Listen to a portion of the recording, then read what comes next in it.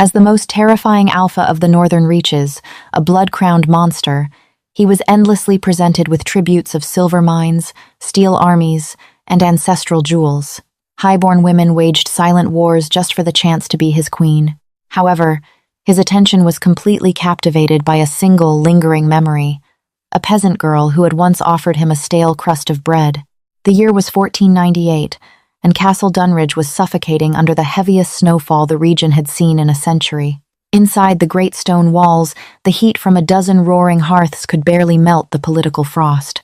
Alistair Croft, the alpha of the northern packs, and the newly appointed Duke of the Veldt, sat upon a high-backed wooden chair that felt more like a cage than a seat of power. Alistair was a man forged in brutality. His rise to power had not been inherited. It had been clawed from the throats of the corrupt alphas who came before him. Now, having unified the werewolf clans and secured a fragile peace with the human monarch, he faced a different kind of war, the marriage market. To legitimize his rule in the eyes of the human lords and secure his bloodline, Alistair needed a mate. Word had spread across the continent, traveling down the old Roman roads and across the merchant routes of Flanders. The most powerful families in the realm had answered the call, sending their daughters not with love, but with leverage. In the sprawling courtyard below his balcony, a caravan of immense wealth was being unloaded. Lady Vivienne of Ashbourne had arrived with 3 carriages, heavily guarded by mercenaries. She was backed by the immense financial power of the Medici banks, bringing with her chests of Florentine gold and the promise of a fleet of trading vessels. Duchess Catherine of the Riverlands brought a dowry of iron, 2,000 disciplined foot soldiers ready to swear fealty to the pack. They were bringing him gold. They were bringing him absolute power. And yet, looking down at the glittering procession, Alistair felt nothing but a cold, hollow, feral ache in his chest. His amber eyes, glowing faintly in the overcast light, saw past the silk and the steel. His highly tuned lichen senses caught the sense of ambition, greed, and deceit drifting up from the courtyard. None of them carried the scent he had been hunting for the last decade. Deep in the bowels of Castle Dunridge, far from the velvet-lined chambers of the nobility, Beatrice Hale plunged her raw, blistered hands into a basin of scalding water. Beatrice was a shadow in the fortress, one of the dozens of scullery maids keeping the immense estate functioning. Her life was a relentless cycle of scrubbing iron pots, plucking pheasants, and keeping her head down. She had no grand lineage. Her father had been a simple miller who died of the fever when she was 16, leaving her to the mercy of a harsh, unforgiving world. She had survived by making herself invisible. "Bess! Stop daydreaming and get those silver platters polished!" barked Mrs. Higgins, the head cook, slapping a wet towel against the wooden preparation table. "The Alpha is hosting the Highborns tonight. If there is a single smudge on Lady Vivienne's goblet, it'll be your hide." "Yes, Mrs. Higgins," Beatrice murmured, pulling the heavy silver toward her. As she buffed the metal, catching her exhausted reflection in its surface, her mind drifted back, as it so often did when the winter winds howled, to the famine of 1488. She had been just a girl, starving and desperate, scavenging for firewood in the forbidden Blackwood Knowe, the whispering pines. She remembered the trail of blood on the snow. She had followed it, expecting to find a wounded deer. Instead, she found a monster. It was a wolf the size of a warhorse, its midnight fur matted with dark, freezing blood. It had taken a silver-tipped arrow to the shoulder and was dying. As Beatrice had approached, the beast had convulsed, the sickening crack of bones echoing through the silent forest as it shifted against its will, leaving a bruised, starving, and terrified boy lying naked in the snow. He was an outcast, a hunted rogue. The penalty for aiding a feral lichen was death by hanging. Beatrice had stood there, her own stomach violently cramping from 3 days without food. In her pocket, wrapped in a dirty cloth, was a single hardened heel of rye bread she had stolen from the village bakery. It was her survival. It was her life. She looked at the boy's golden, terrified eyes. She hadn't screamed. She hadn't run to the village reeve for a reward. Instead, Beatrice had knelt in the snow, broken the stale crust of bread in two, and pressed the larger piece into his trembling, blood-stained hands. He had devoured it like a wild animal, his glowing eyes fixed on her face, burning every detail into his soul. She had dragged him to a hollowed-out oak, covered him with pine boughs to hide him from the hunting dogs, and left. She never saw him again. She didn't know his name, and she certainly didn't know that the starving boy in the snow had survived to become Alistair Croft, the alpha whose fortress she now scrubbed. To Beatrice, he was just a ghost from a winter that had almost killed them both. The great hall of Castle Dunridge was a spectacle of wealth and intimidation. Massive iron chandeliers hung from the vaulted ceilings, casting a warm, flickering glow over the tapestries that depicted the brutal history of the Croft pack. The long tables groaned under the weight of roasted boars, spiced root vegetables, and imported wines. At the head of the room, on a raised dais, sat Alistair. He was flanked by his beta, Garrett, and the pack elders. Alistair wore a tunic of dark leather and a heavy fur mantle, looking every bit the warlord the kingdom feared. The feast was a thinly veiled battlefield. The noblewomen were seated near the dais, engaging in a fierce, polite war of words. Lady Vivienne, draped in crimson velvet that cost more than a village's yearly harvest, leaned forward, offering Alistair a seductive smile. "My Lord Alpha," she purred, her voice dripping with calculated honey. "My father's bankers in Florence have secured the deeds to the Cobalt Valleys. The mines yield enough raw wealth to arm every wolf in your pack with silver-forged armor. A union between our houses would make you untouchable." Alistair took a slow sip of his wine, his amber eyes unblinking. "Silver-forged armor," he repeated, his voice a low, gravelly rumble that made the hair on the back of the human's neck stand up. "Tell me, Lady Vivienne, does your father's bank also offer a guarantee that your mercenaries won't attempt to use that silver against my kind once the ink on the marriage contract is dry?" Vivienne's smile faltered for a fraction of a second, her scent spiking with a sharp note of anxiety before she masked it. "You have my word, my lord." "Words are wind," Alistair muttered, leaning back. He was suffocating. The oppressive scents of heavy perfumes, roasted meats, and political desperation were giving him a headache. His inner wolf was restless, scratching at the back of his mind. "Liars," the beast snarled. "All of them. Empty." For 10 years, his wolf had clung to one singular memory. The only moment of pure, unconditional grace he had ever experienced. He didn't want a woman who loved his crown, nor one who feared his teeth. He wanted the girl with the calloused hands and the gentle eyes, the one who had sacrificed her own survival for a monster she didn't know. He had scoured the villages of the Whispering Pines years later, but the plague had ravaged the area, and records were burned. He had believed her dead. "More wine for the lady," Garrett barked, signaling to the servants waiting in the shadows.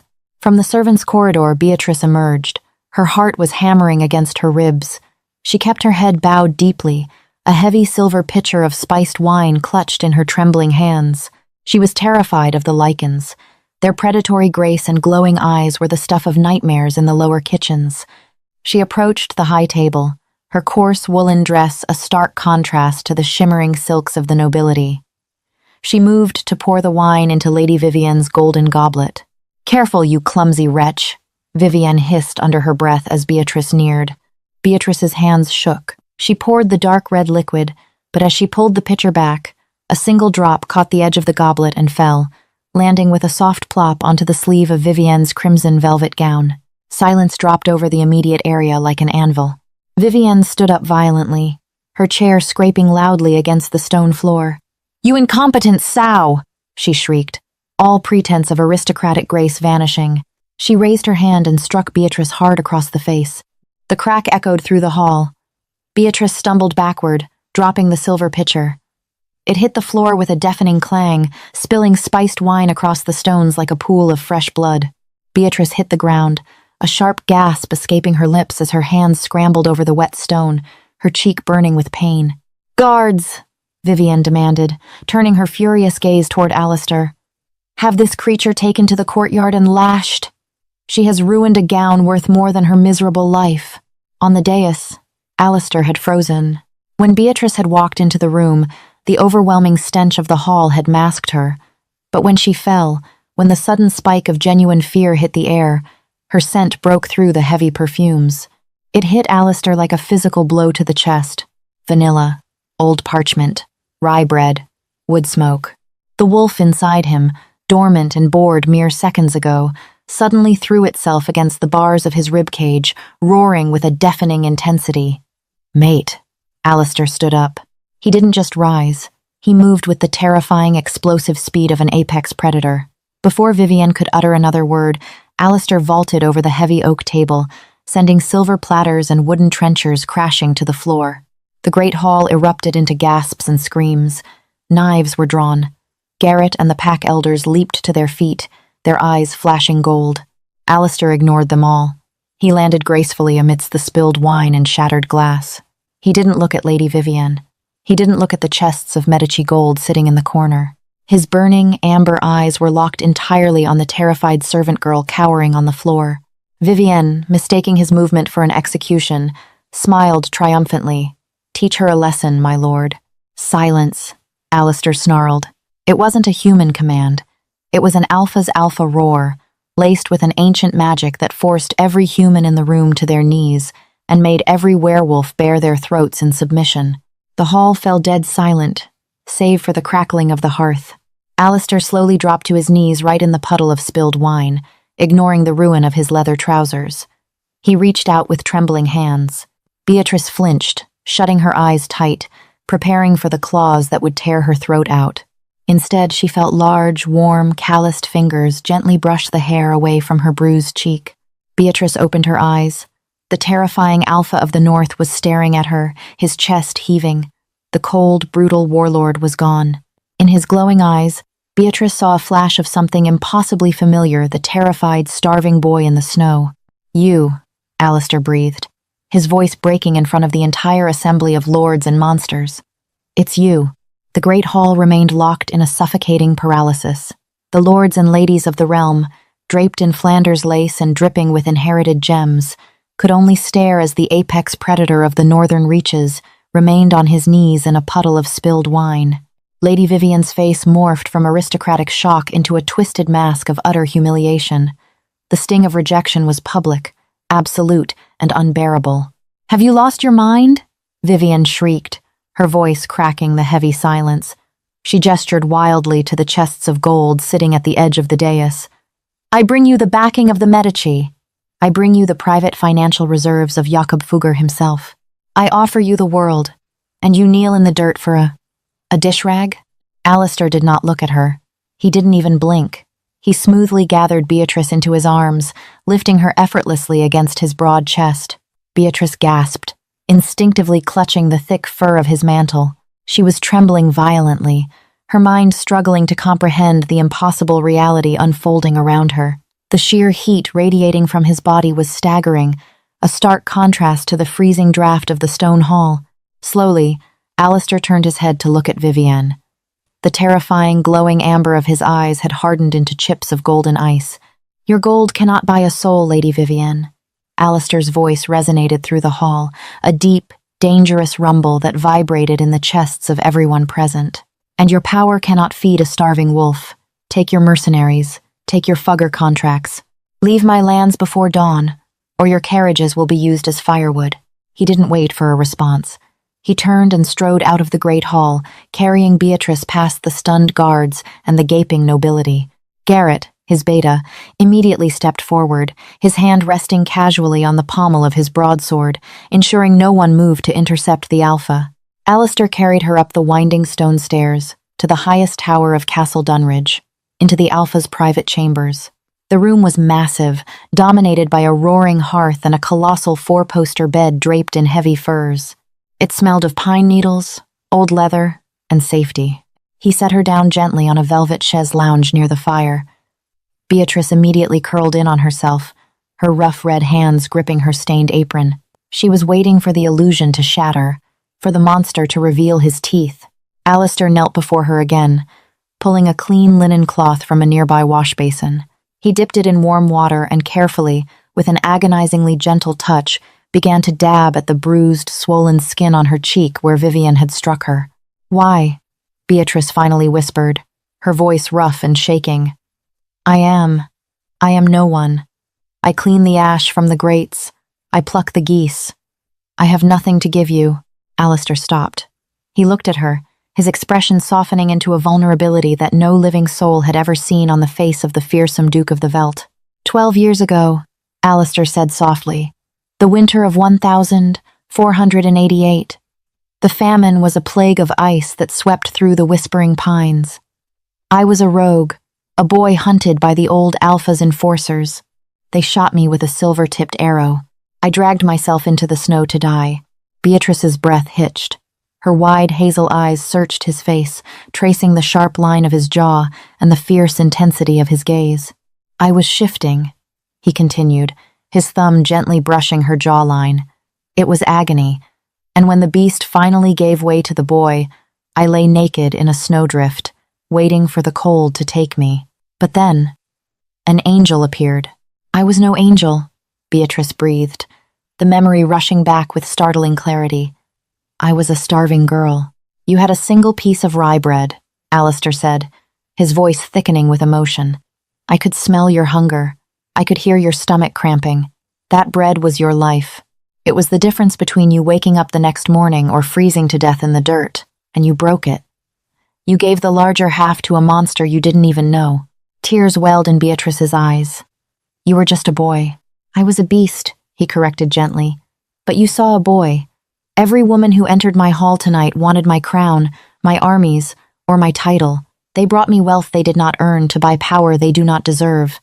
But you gave me your very life when I was nothing but blood on the snow. I have searched the continent for you, Beatrice Hale. I will never let you go. Down in the courtyard, however, the fairy tale was rapidly unspooling into a nightmare. Lady Vivian stormed into her lavishly appointed tent, shattering a crystal decanter against the canvas wall. The insult was a political catastrophe. If she returned to her family having been rejected for a scullery maid, she would be made a laughingstock. The Fugger banking cartel would withdraw their support, and her family's estates would be heavily leveraged. He has lost his mind, muttered Lord Harrington, a slimy, opportunistic human noble who had allied himself with Vivian's house. He stepped into the tent, wiping sleet from his velvet cloak. The Alpha is compromised. A feral attachment to a peasant girl. Vivian's eyes narrowed, a dark, venomous plan forming in her mind. If the Alpha is mad, he is unfit to rule, she hissed. And if he were to meet a tragic end tonight, leaving the pack leaderless, my mercenaries could secure the castle.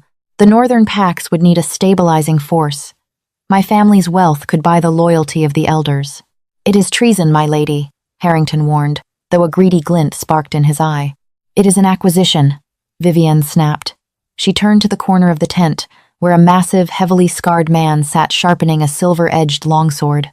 It was Conrad, the captain of her mercenary guard, a brutal killer renowned across the continent.